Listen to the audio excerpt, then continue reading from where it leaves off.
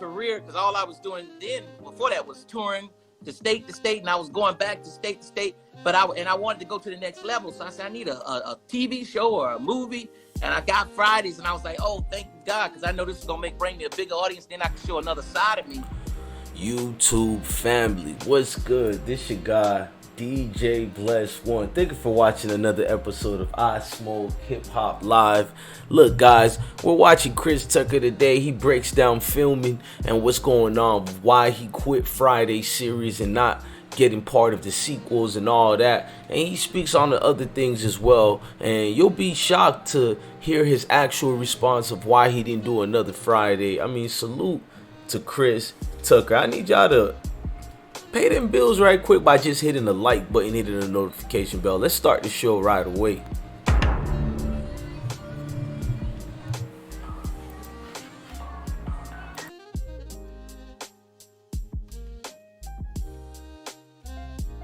Are really like well, I know Cube want to do another one because Cube, of course, it's like, you know, he kind of created Fridays, and I was in the first one.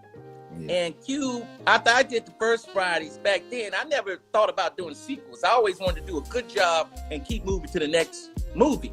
So Cube asked me back in, I think it was 96 or 97. He's Chris, we want to do another Fridays, man. And I was just like, nah, I don't want to do another Fridays. I want to do like Eddie Murphy and them did. I want to do Money Talks. I did Money Talks, and then eventually did Rush Hour. I said, I don't want to do another. And he said, what? You sure? I was like, nah, I don't want to do another. So he couldn't believe it, but he kept moving, and he got Mike Epps, and they went and did another one, and it was great. He did two of them, and they were great. So now, of course, they was in the Cube, you know, he don't mind if I come back at this, that. But the studio, I think, want to do it. They didn't want to do it, and then Cube is spearheading that. And I never really wanted to do another one. And I always said, because I know my fans love the movie so much, they always bring it up. I said, well, if they come to me with a great script, great idea, I'll definitely consider it. But I said it's been so long ago, and that character became such a great character. I don't want to mess it up unless it's really something good and we can really make it better, you know. Yep, I got it on my shirt. Oh, thank you. I saw that. I appreciate that. That's awesome. That's enough now.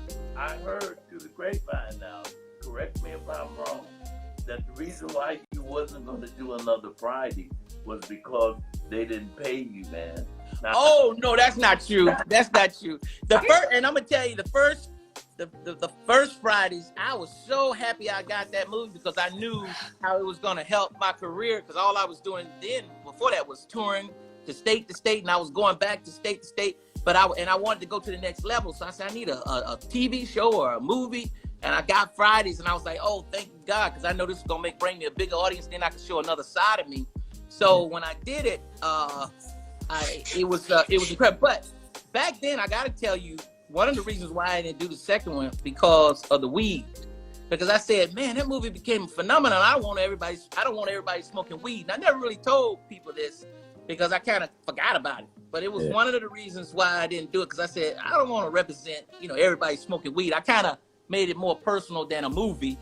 And that's one of the reasons why I said, nah, I didn't want to keep doing that character. Okay. And it probably was good for me because it kept me moving, to the next phase and next movies.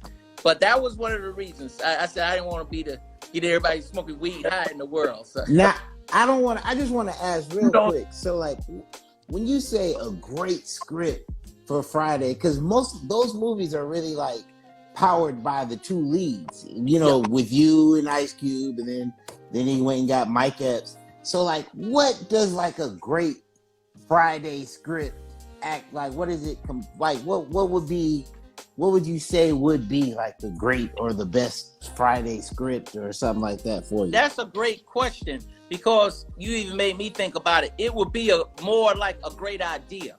Like this idea, this is the next level of where these characters will be at and go, that it'll make sense to the audience, makes sense to everybody, makes sense to the story out of all those movies. They had one in between. Yeah. They had two. So two, yeah. 3 movies. So where will we be and what's going to be going on? It just can't be like It jokes. has to be a logical. Yeah. I got you. Those are the movies that last. If you do sequels, because they're hard to do. But if you do that, you got to really think it out and then make it make sense. So those are the things. And then once you get those things together, the elements together, then you can come up with a kind of the dialogue and all that stuff. Yeah. Okay.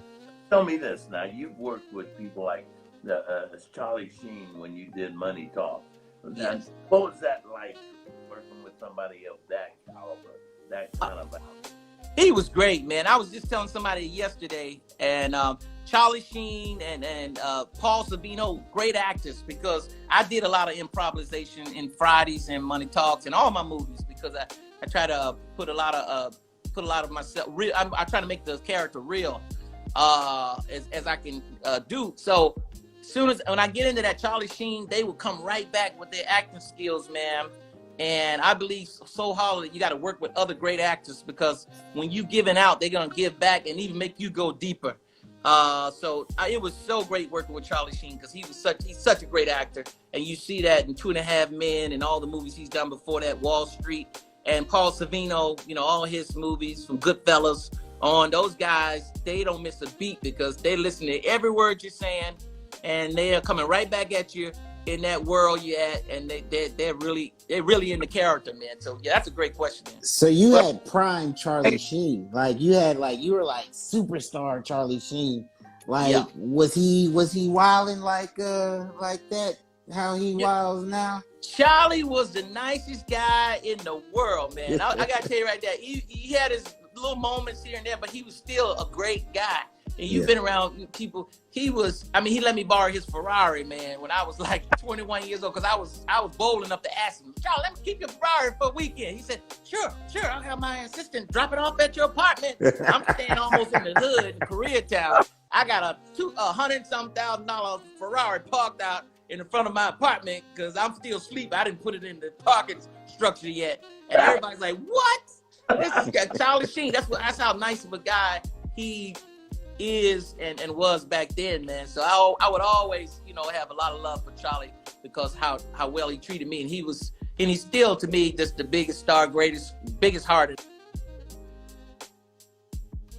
He loved it. He was like, he just would laugh. He'd be like, crazy. Did you say you kicked with the wrong foot? You know how he's like, you kicked because with the Mike wrong would leg. do his with his right. Don't you do yours with your left? Yeah. He was like, Chris, you messing up that kick. Right. You got to get that right. Hey, man, where were you at when you heard Michael pass? I was in Atlanta, man. Mm-hmm. I was in Atlanta, and it was like everybody else, man. I was like, couldn't believe it, and it was a sad day, man. But Michael left us so much, and every time his music comes on, man, I just get happy and he just did so much. He was so ahead of his time, and he really lived a full life, even though it wasn't long, but he lived a full life. I mean, he lived 100 lives, man, because he was incredible, man. And so you got to go deep and tell stuff you might not want to talk about, right? But it's actually it makes you, it's healing. It makes you feel better, like. Man, they're great, man. They're great. They I just seen one of the posters on Sunset, man. I'm like, yeah, that's me. Netflix, they didn't lie, they did it. You know what's dope about that, man, is like Netflix isn't the graveyard. You know what I'm saying? There's some things you be like, damn, Chris, oh man. Yeah. You know what I'm saying? Like people know what Netflix is and what the ownership, and you know what I'm saying? They rivaling everybody now. They on top of their game, man. And they wanted it, and I was like, let's do it. How long ago did you shoot it? I shot it a while ago. Man, and I was like, and even with the Netflix momentum has been building and building and building. Yeah, they're a great company. The line. All the time, man. All the time. And in my house, back in the day, teenagers come over my house, want to smoke weed. Right. I don't smoke no weed no more. That's in the movie. Get out of my yard before you get us both in trouble. Hey, man, do you feel like we put you in a time capsule, though? You know what? Not really. I mean, I know that people love the movie. I'm glad they do, but I don't think that way, no. Right. Man, and I'm wondering what a Friday, what I'm pretty sure if a script came, something, it'd be, we move back to the neighborhood or something. We have to pull something out of our asses. You know what I'm saying? What's the next move for Chris Tucker? You know, I got a movie. I just did a movie with Ang Lee, who did Life of Pi. Oh. That's coming out, soon, and so that's a fun movie I just did. And I'm just want to do more movies, and do more stand up. You know, keep on the road, man, and just keep it going. So and also, man, just in the stand up Chris Tucker Live, you touch on just the tax situation also. Oh yeah, you know what I'm saying? Yeah. And the tax situation, that was more of. You know how you would trust somebody to do their job while you're over here doing your job? Was it that situation like, man, my job is to act? Yeah. Those spiritual things, those decisions that, it's good to make, man. It's good to make because it helps you. Right. I mean, I think that you were one of the, I guess, like first people of the generation, at least my generation, to present themselves as the young legend of today. When you got on stage at Def Comedy Jam and said, I'm pissed off, man. Yeah. You know what I'm saying? Like from that point, I was talking to Donnell Rollins about that. And from that point forward, we knew you were going to be a star. Right. And I said, oh man, that made me become a man because a lot of people, everybody ain't gonna agree with you. I'm bringing a new product to market. That's right. They call me, I say, our rent due? Is our rent due? It's crazy, man. When I did my first Tonight Show, I was on the TV show one time, and the kid I knew from high school called me and said, hey man, can you buy me a truck? I said, I only made $518. So you don't get all that money though. You gotta pay taxes, that's half of it. Then you gotta pay a lawyer, because you gotta have a lawyer. Then you gotta take care of your family, a couple of cousins, Willie, Uncle Leroy. And you find you got relatives you didn't know you met before they come out. Oh man, I got so many new relatives. It's just so crazy. They come up to me, you know I'm your cousin. Your grandma know who I am. I'm your cousin. I said, no, you my grandmama cousin. She know you. I don't know you. Now, how is this one different from? Besides having a 2 in front of it, this one is different from the. Because you did this one in Hong Kong. Right? Yeah, we did it in a couple of places. We did the beginning of it in Hong Kong, and then we came back to L.A., Los Angeles, then we went to Las Vegas. We just put everything, like sequels, you just put if you want to go on vacations, you write it in the script. You put all your vacation things in the script. We say, hey, let's go to Hong Kong. How did you finish? Because my fear is that all people in Hong Kong will think all Americans now are like Chris Tucker. Oh man, Hong Kong. I was the only black person in Hong Kong. I was looking for black people. I said, where are the black people at? No black people, no. They thought I was Kobe Bryant, man. They didn't know who I was. Really, Kobe Bryant? It's like, Kobe, sign my autograph, Kobe. We love you, where's Shaq?